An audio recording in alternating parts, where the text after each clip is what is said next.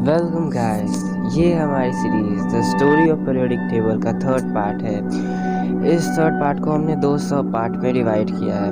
First वाले सब part में हम जूलियस लॉथर मेयर की डिस्कवरी के बारे में स्टडी करेंगे और दूसरे वाले सब पार्ट में मेंडलीव के टेबल के बारे में। एक्चुअली में मेंडलीव का periodic law Julius Lothar mayor की डिस्कवरी के ऊपर बेस्ड था, इसीलिए आज हम इस वीडियो में जूलियस लॉथर मेयर की डिस्कवरी के ऊपर स्टडी करेंगे। So let's start now.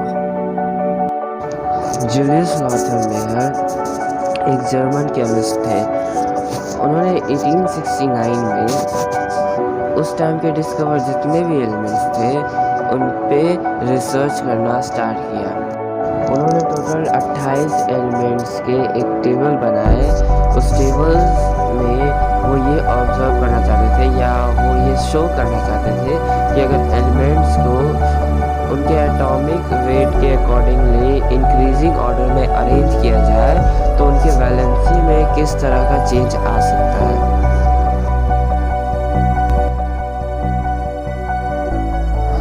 Lothar mayor ने एक फिक्स्ड वेट में अलग अलग एलिमेंट्स को लिया, मतलब जितने भी एलिमेंट्स को लिए अलग अलग एलिमेंट्स को लिए और उन सभी एलिमेंट्स के वेट का बराबर रखा और उन सभी एलिमेंट्स के वॉल्यूम पे विचार करना चालू किया। लॉथर मेयर ने ये देखा कि अगर हम एक ही तरह के एलिमेंट्स को एक फिक्स्ड वेट में अलग अलग लेते हैं, मान लो कि मेरे पास 3 बीकर है, उन तीनों बीकर में हमने किसी एक ही तरह के एलिमेंट्स को मान लो नाइट्रोजन को रखा, बीकर 1 में भी नाइट्रोजन, 2 में भी नाइट्रोजन, 3 में भी नाइट्रोजन और तीनों बीकर में नाइट्रोजन का वेट इक्वल रखा और उन्होंने ये ऑब्जर्व किया कि उन सभी बीकर्स में नंबर ऑफ एटम इक्वल थे। तो उससे उन्हें ये कंक्लूजन मिला कि जितने भी एलिमेंट्स हैं उन सभी एलिमेंट्स में फिक्स्ड वेट में फिक्स्ड नंबर ऑफ एटम पाए जाएंगे। जैसे एवोगैड्रोस नंबर के बारे में जिसकी वैल्यू थी 6.022 × 10⁻23। इससे हमने ये पढ़ा था कि जितने भी एलिमेंट्स हैं उन सभी के फिक्स्ड वेट में फिक्स्ड नंबर ऑफ एटम ही पाए जाएंगे। यही ऑब्जर्वेशन लॉथर मेयर को मिला। इसका मतलब ये हुआ कि अगर फिक्स्ड वेट के दो अलग अलग एलिमेंट्स को लिया जाता है तो और उनके वॉल्यूम का रेशियो निकाला जाता है तो जो उनके वॉल्यूम का रेशियो होगा वो उनके एटॉमिक वॉल्यूम के रेशियो के बराबर होगा।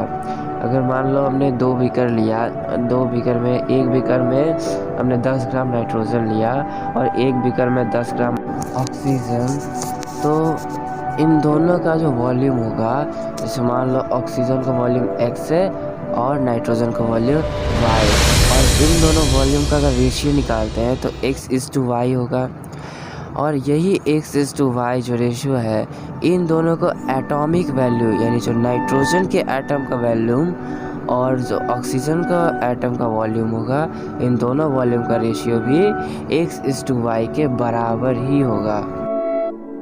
लॉथर मेयर ने अपनी थ्योरी को समझाने के लिए ग्राफ का सहारा लिया। उन्होंने ग्राफ में एक्स एक्सिस पे एटॉमिक मास को रखा और उसके अगेंस्ट वाई एक्सिस पे एटॉमिक वॉल्यूम को रखा। ग्राफ का ऑब्जर्वेशन ये था कि जैसे जैसे एटॉमिक मास इंक्रीज हो रहा था, यानी हम जब एक्स एक्सिस पे फॉरवर्ड मूव कर रहे थे एटॉमिक मास इंक्रीज हो रहा था, वैसे वैसे वाई एक्सिस पे अपवर्ड मूवमेंट दिख रहा था, यानी एटॉमिक वॉल्यूम भी बढ़ रहा था। इस तरह से एटॉमिक मास इंक्रीज हो रहा था और एटॉमिक वॉल्यूम भी इंक्रीज हो रहा था, बट वो रेगुलर इंक्रीज नहीं हो रहा था, बस वो एक फिक्स पॉइंट तक इंक्रीज करता था, फिर सडनली वो डिक्रीज हो जाता था और नीचे आ जाता था, फिर वहाँ से फिर इंक्रीज करना चालू करता था और एक पॉइंट तक जाता था, फिर वहाँ पे जाके रुक जाता था, फिर अचानक से नीचे, फिर वहाँ से फिर नीचे से ऊपर की तरफ मूव करता था और एक पॉइंट तक जाता था और फिर रुक के नीचे आ जाता था। ये जो इंसिडेंट हो रहा था ये एटॉमिक वॉल्यूम के केस में हो रहा था। एटॉमिक मास वो लगातार इंक्रीज कर रहा था, उसमें कोई इंटरवल या फिर रुकना उकना कुछ नहीं हो रहा था।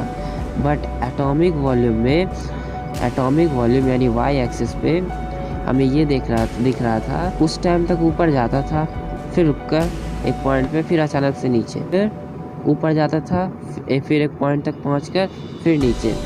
यानी एटॉमिक वॉल्यूम में इंक्रीजमेंट तो होता था पर वो रेगुलर नहीं, एक फिक्स पॉइंट तक होता था, वो पीरियोडिकली इंक्रीज करता था। यानी कह सकते हैं कि जो एटॉमिक वॉल्यूम है वो एटॉमिक मास के अकॉर्डिंग पीरियोडिकली इंक्रीज होता है। मतलब पीरियोडिकली कहने का मतलब एक फिक्स पीरियड में। इस ग्राफ की एक खास बात ये थी कि इस ग्राफ पे जो कर्व क्रिएट हुआ, इस कर्व में जितने भी कोरस्पॉन्डिंग पॉइंट हैं, अगर कुछ कोरस्पॉन्डिंग पॉइंट हम लेते हैं तो इस कोरस्पॉन्डिंग पॉइंट पे आने वाले जितने भी एलिमेंट्स होंगे वो सभी एलिमेंट्स की प्रॉपर्टीज़ सिमिलर होगी। जैसे हम एग्जांपल लेते हैं तो स्क्रीन पे जो कर्व दिख रहा है हमें, उस कर्व का top most point H E के एंड आर बी, इन सभी कोरस्पॉन्डिंग पॉइंट्स पे जो एलिमेंट्स आ रहे हैं, यानी पहले पॉइंट पे हीलियम, फिर पोटेशियम, रुबिडियम, इन सभी एलिमेंट्स की प्रॉपर्टीज सिमिलर होगी।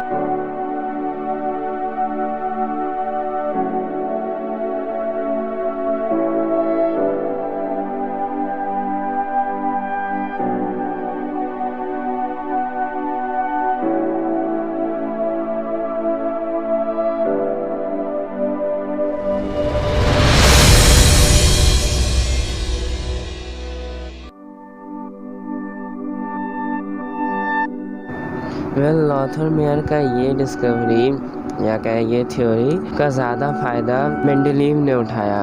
उन्होंने इस पे रिसर्च किया, ज़्यादा डीपली स्टडी की और इसके हेल्प से अपना एक पीरियोडिक लॉ दिया और उसी पीरियोडिक लॉ के अकॉर्डिंग अपना पीरियोडिक टेबल बनाया। इसके बारे में हम आगे चर्चा करेंगे नेक्स्ट वीडियो में। तो गाइज हमारा आज का टॉपिक यही होता है ख़त्म। इसके पहले के 2 पार्ट्स अगर आपने नहीं देखे हैं तो लिंक डिस्क्रिप्शन में जाइए और वहाँ से देख लीजिए, और बाकी के नेक्स्ट पार्ट आते रहेंगे। इसके लिए आप हमारा चैनल सब्सक्राइब रखें, और अगर नए हो तो कर लो, और अगर किए हुए हो तो आपको बहुत बहुत थैंक यू मेरी तरफ से, so much thank you very much. और लाइक करो ज़रूर, कैसा लगा कमेंट करके ज़रूर बताना है, और नेक्स्ट पार्ट आपको चाहिए या नहीं चाहिए, और आपको किस किस टॉपिक पे वीडियो चाहिए कमेंट में ज़रूर बताना। तो तब तक के लिए थैंक यू, जय हिंद, वंदे मातरम।